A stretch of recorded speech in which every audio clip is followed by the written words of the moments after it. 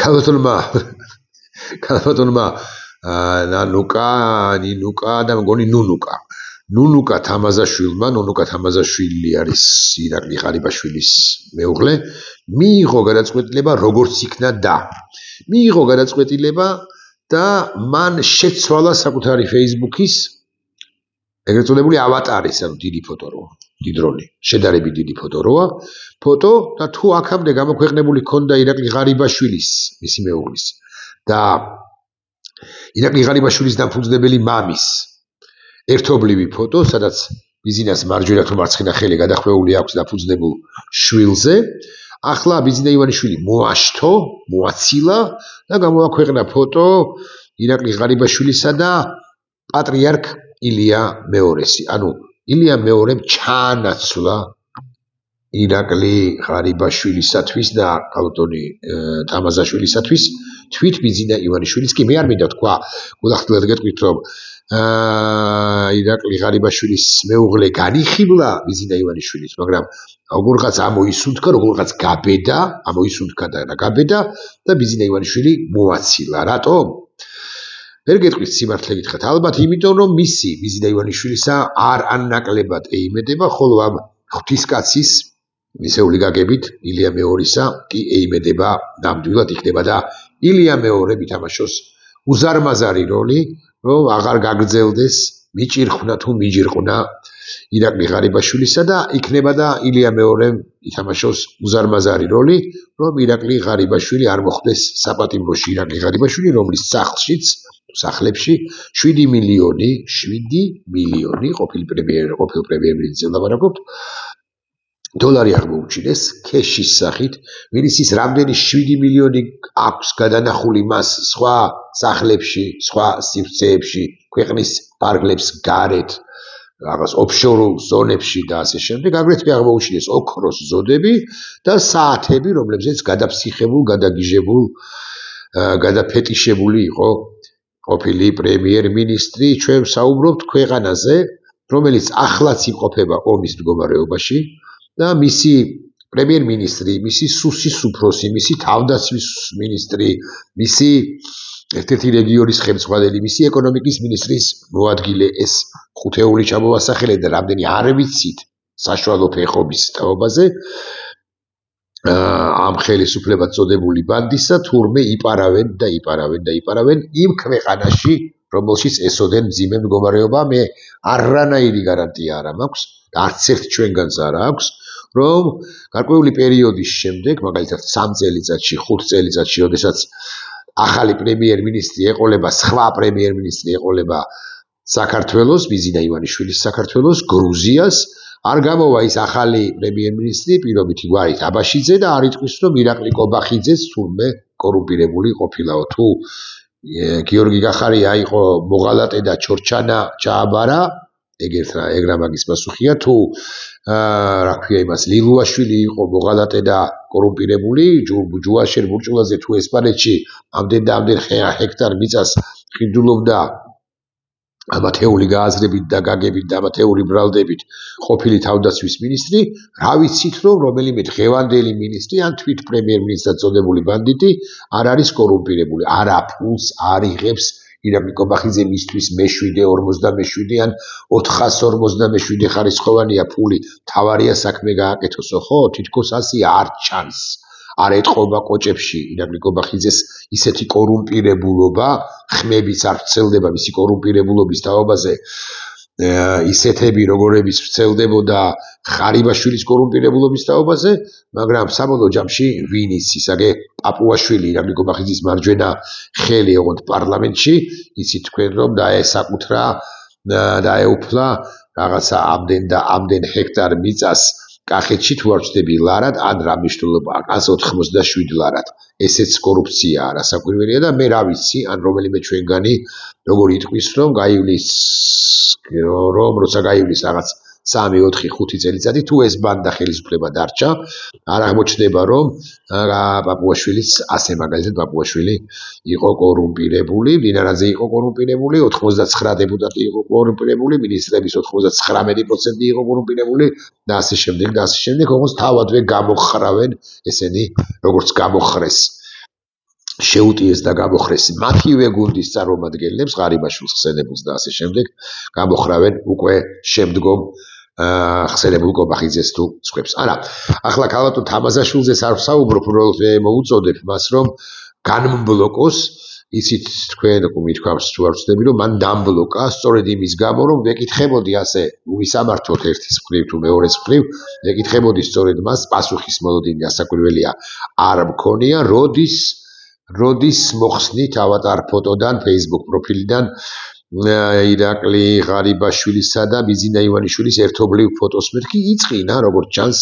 ქალბატონმა თამაზაშვილმა და დამბლოკა თითქოს მე აღარ მექნებოდა შესაძლებლობა რომ მენახა მაგალითად ჩემი მეუღლის Facebook გვერდიდან რას აქვეყნებს და რას საუბრობს და რა ფოტო აქვს დაყენებული ქალბატონ ნუნუკას ჰქვია თამაზაშვილს. ღარიბაშვილის პრობლემები არ დაილევა, როცა იქნება მიუხედავად იმისა, რომ სასამართლო რამდენად ცნობილია გადაიდო, სასამართლო როცა იქნება გაიმართება და ღარიბაშვილს ვერც პატრიარქის ფოტოს დაყენება ვერ უშველის, ერთს მის მეუღლეს ქალბატონ ნუნუკას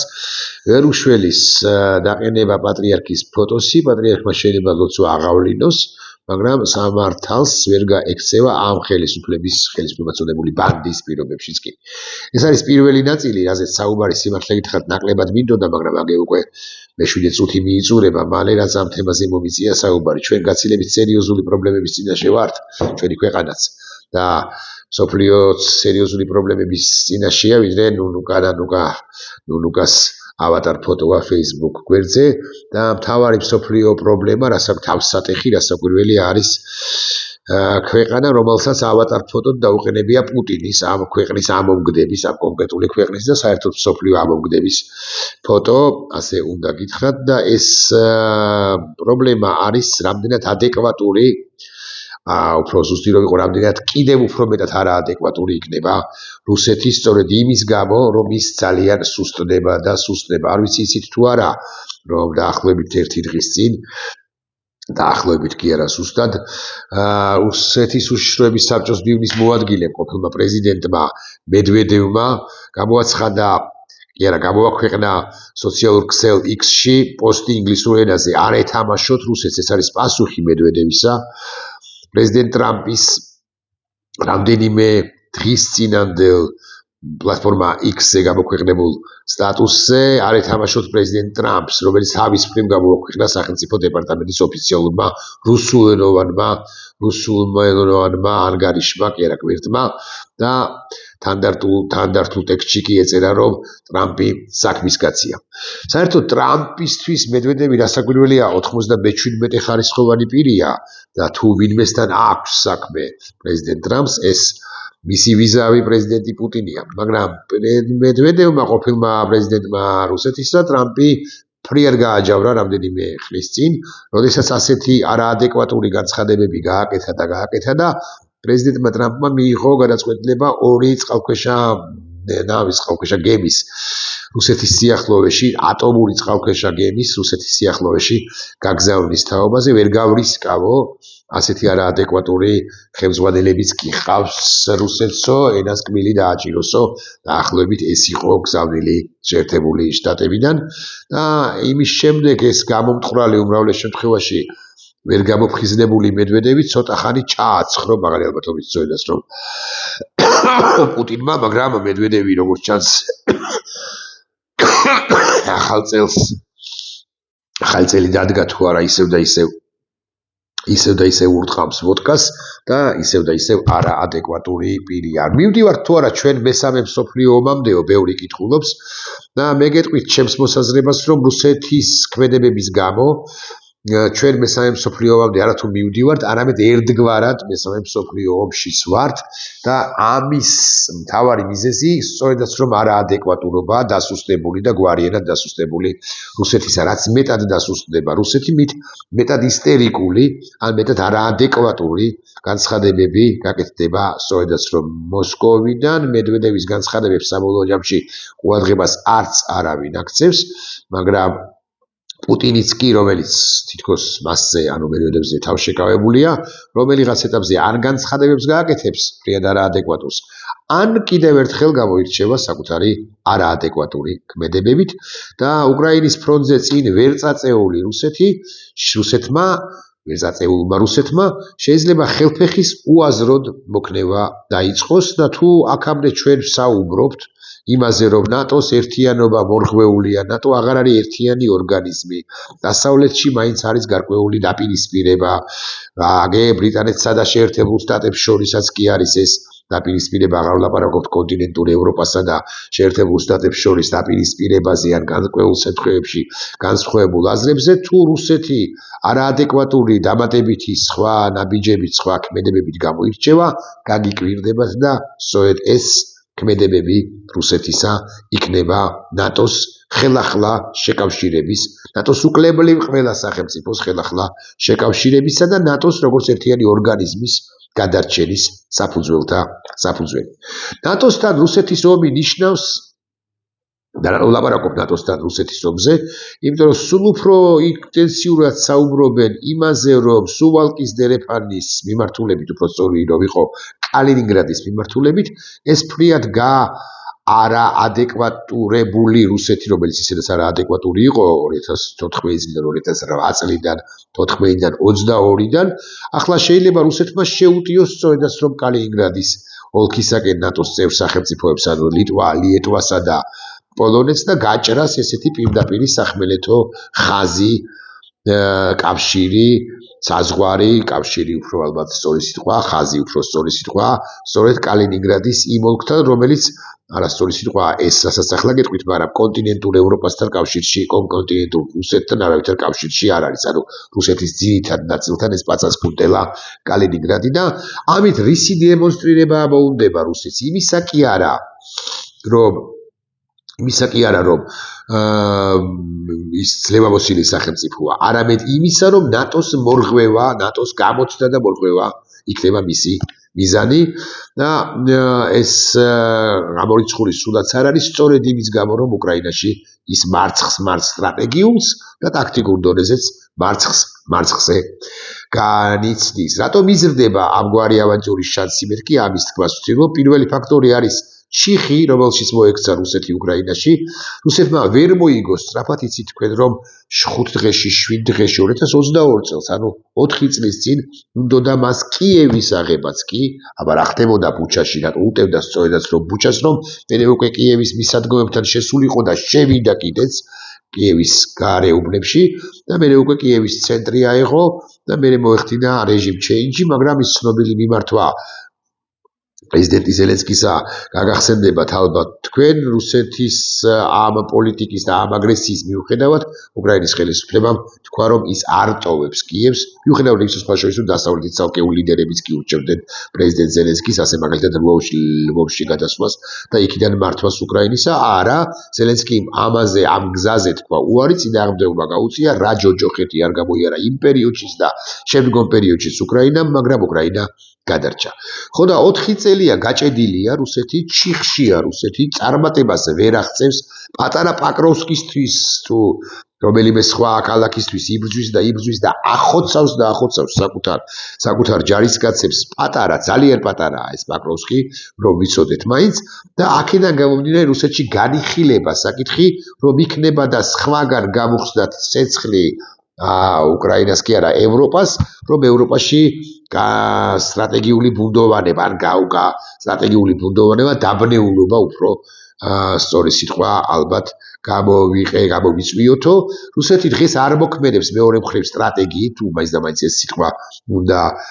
ვახსენოთ, ის მოქმედებს ინერციით, ის ათესავს, ცდილობს რომ დათესოს შიში და რასაკვირველია ის მოქმედებს ძალაუფლების პრეზიდენტი პუტინი, ძალაუფლების შენარჩუნების ინსტინქტით. ეს ალბათ სწორი სიტყვა. სუვალკის დერეფანი ან ესტონეთი გახდება, შეიძლება გახდეს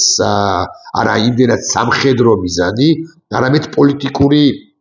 პოლიტიკური ავანტურა ან პოლიტიკური ჟესტი, ცდა, შეიძლება მცდელობა, რომ დაამტკიცოს, რომ ნატოს